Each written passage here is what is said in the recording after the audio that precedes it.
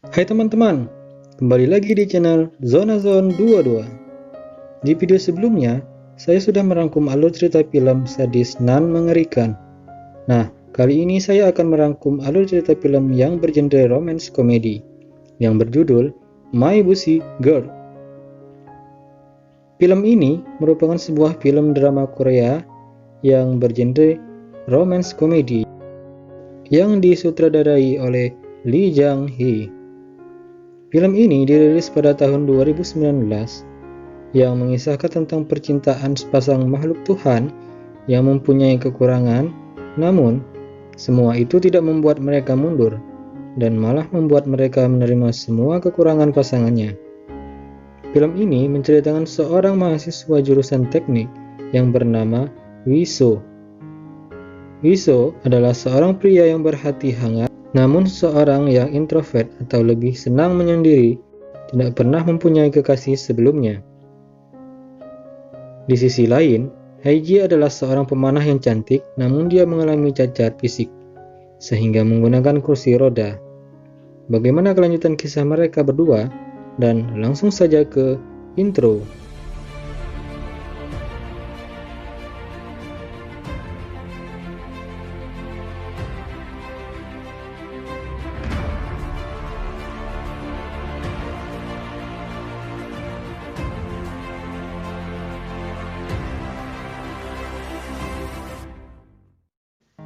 Di scene awal film, kita diperlihatkan suasana meriah di sebuah kampus di Korea. Sepertinya lagi ada pameran dari berbagai jurusan. Dan inilah pemeran utama pria bernama Huiso. Dia adalah seorang laki-laki yang suka menyendiri, yang agak culun, dan juga mempunyai suatu trauma. Nah, trauma apakah itu? Oke, lanjut. Di sini dia tampak tersenyum tenang saat mengendarai skuter miliknya yang meliuk-liuk melewati keramaian. Jadi, So adalah seorang mahasiswa jurusan teknik. Di pameran ini, dia membuka stand bersama dua orang temannya yang bernama Chang dan Jong.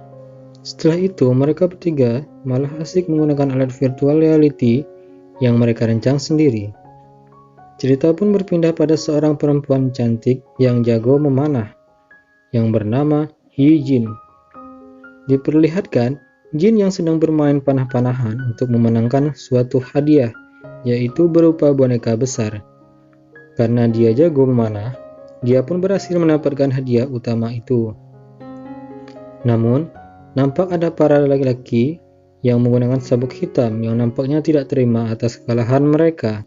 Mereka pun menghina Jin karena dia cacat.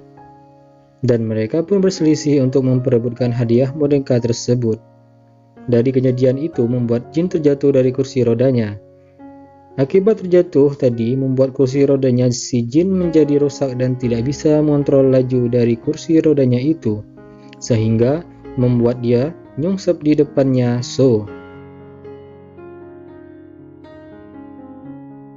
Berhubungan si So tidak pernah punya cewek, dia pun menjadi salah tingkah, apalagi wanita itu sangat cantik. Ia pun menyuruh Jin untuk berdiri dan hendak untuk memperbaiki kursi roda si Jin. Dengan keahliannya sebagai mahasiswa teknik, kursi rodanya pun berhasil diperbaiki. Singkat cerita, mereka pun akhirnya berkenalan. Di sini, si Jin pun menawar si So untuk ngopi santuy bareng sebagai ungkapan terima kasih karena telah memperbaiki kursi rodanya tadi. Namun, dengan polosnya, So pun bilang kalau dia belum makan, jadi dia tidak bisa minum kopi sekarang. Dan si Jin pun mengajak So untuk makan bareng di warung makan favoritnya. Akan tetapi, letak warung makannya itu lumayan jauh dan berada di atas sana. Dan terpaksa, So pun menggendong Jin ke arah atas sana. Dan mereka pun makan bareng dan mereka senang karena makanan di warung itu sangatlah enak. Hal ini pun membuat Jin tersenyum. Selesai makan, So membetulkan tali sepatunya Jin. Hal ini membuat si Jin makin tersenyum cantik banget. Namun, sialnya kursi rodanya yang ditaruh di bawah itu hilang. Akhirnya, Jin pun dijemput sama adiknya. Di sini, So pun berjanji akan menggantikan kursi rodanya Jin dengan memberikan kartu pelajarnya sebagai jaminan. Singkat cerita, So pun kembali ke tempat standnya dan tiba-tiba mereka kedatangan pacarnya Chang yang sangat cantik. Namun di sini Chang nampak tidak menyukai kedatangan pacarnya itu. Di sini So menceritakan kejadian yang dia alami barusan, yaitu masalah kursi rodanya Jin. Chang pun menyuruh untuk bikin sendiri aja, karena dia mengatakan, kita kan mahasiswa teknik. Soalnya, kalau mau beli, harganya pun mahal. Setelah mendengarkan perkataan temannya tadi, So pun mendapatkan inspirasi dan pulang ke rumahnya. Dan ternyata, orang tuanya So mempunyai sebuah toko sepeda. Dia pun meminta sebuah batang sepeda dari ayahnya.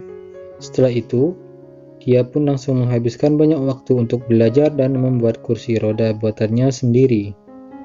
Di sisi lain, si Jin sedang dimarahi sama ayahnya karena telah menghilangkan kursi rodanya. Namun, di sini dia menenangkan ayahnya tersebut untuk tidak marah-marah. Singkat cerita, seminggu kemudian, So pun sudah berhasil membuat kursi roda buatannya sendiri. Ia pun bergegas menemui Jin yang sedang latihan memanah. Dan di sini, mereka pun mengobrol bareng dengan teman-temannya Jin, yang juga tergabung sebagai atlet panahan khusus orang cacat.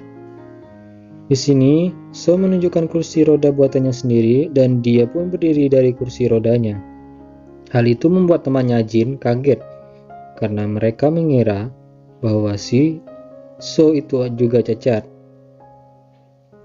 So mengatakan bahwa kursi rodanya itu juga dipasang oleh lampu-lampu, jadi bisa berkelap-kelip gitu. Di sini, untuk merayakan kursi roda barunya Jin, mereka pun minum minuman dan membuat So menjadi mabuk.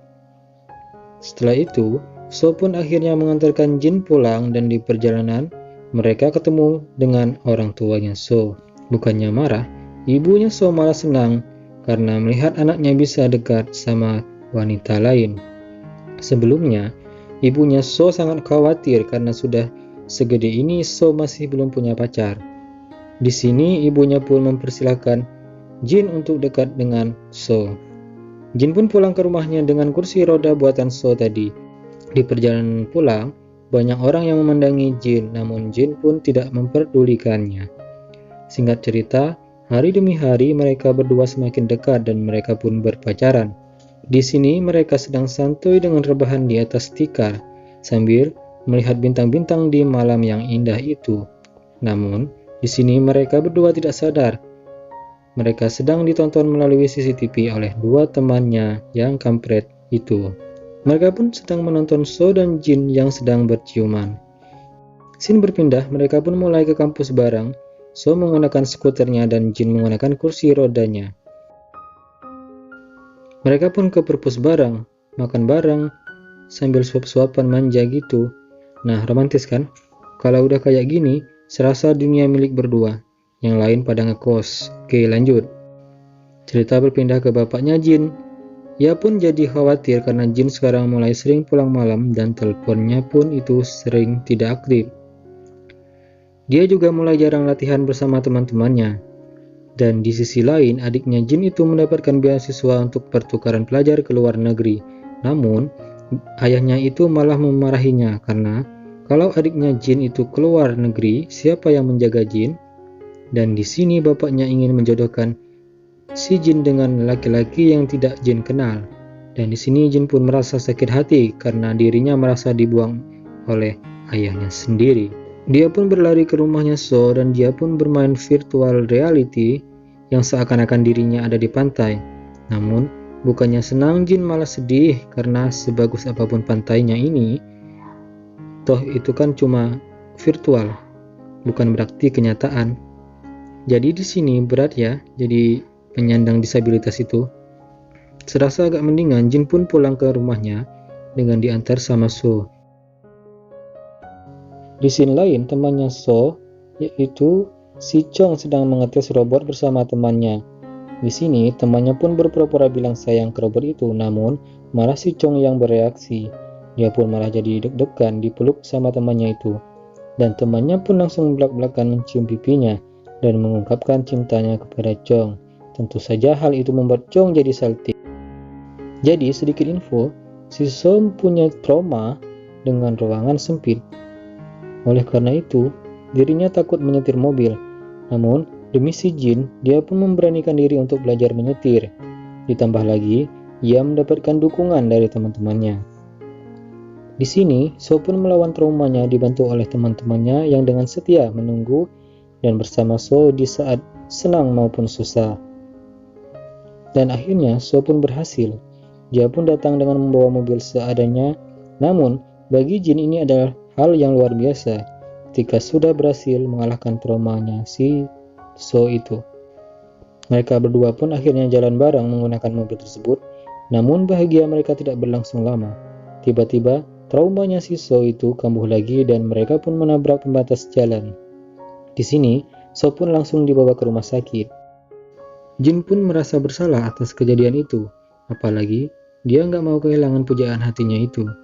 Di saat Jin menangis, bapaknya malah mengatakan kalau kamu nggak usah lagi pacaran sama si So, karena ngapain pacaran sama anak cacat mental? Apa jadinya kalau kamu yang lumpuh pacaran sama dia yang cacat mental? Udahlah kawin aja sama pilihan bapak. Mendengar hal itu, Jin pun melampiaskan amarahnya dengan berlatih memanah. Namun, pikirannya pun lagi kacau dan sangat sulit berkonsentrasi. Maka dari itu, tembakannya pun semuanya meleset. Disinilah peran seorang teman. Di saat Jin ada di titik terendah, temannya Jin pun datang dan memeluk Jin. Dan ini membuat keadaan menjadi lebih baik. Mereka pun saling memberi semangat Jin untuk terus menjalani hidup dan jangan menyerah. Saat di rumah pun, Jin menghabiskan waktu untuk menjernihkan pikirannya dengan bermain biola. Kemudian, dia pun berlatih fisiknya untuk seleksi perlombaan tingkat nasional. Sedangkan itu, So frustasi dan mengurungkan diri meratapi perkataan dari ayahnya Jin yang sangat menyakitkan hatinya. Untungnya, So dikelilingi dengan lingkungan yang baik dan teman yang peduli dengan kondisinya sekarang. Mereka berusaha membuat keadaan So pulih, dan dengan kerja keras mereka pun berhasil membuat So lebih baik dan kembali bangkit. Di sisi lain, Jin udah memulai pertandingan panahan. Seperti di film-film lain, semua anak panah Jin meleset semua. Namun, pada akhirnya, ketika So datang ke perlombaan tersebut, dan hal itu membuat Jin menjadi semangat, dan pada akhirnya, Jin berhasil menang dan terpilih mewakili Korea Selatan untuk mewakili perlombaan internasional panahan. Teman-temannya pun jadian semua. Adiknya Jin pun diizinkan buat kuliah di luar negeri. Dan di scene akhir diperlihatkan mereka makan lagi ke warung itu dengan saling menggendong pacarnya masing-masing. Nah, di film ini kita belajar banyak ya, bahwa cinta itu benar-benar datang terus dari hati bukan karena materi. Mencintai semua kekurangan dan kelebihan pasangannya, dan tentunya mencintai pasangannya apa adanya, bukan karena cinta ini itunya. Oke, baik teman-teman, segitu saja alur cerita kali ini. Semoga bisa menginspirasi teman-teman semuanya. Dan tentunya semoga terhibur. Jangan lupa bantu like, share, dan subscribe. Sampai berjumpa di video selanjutnya. See you!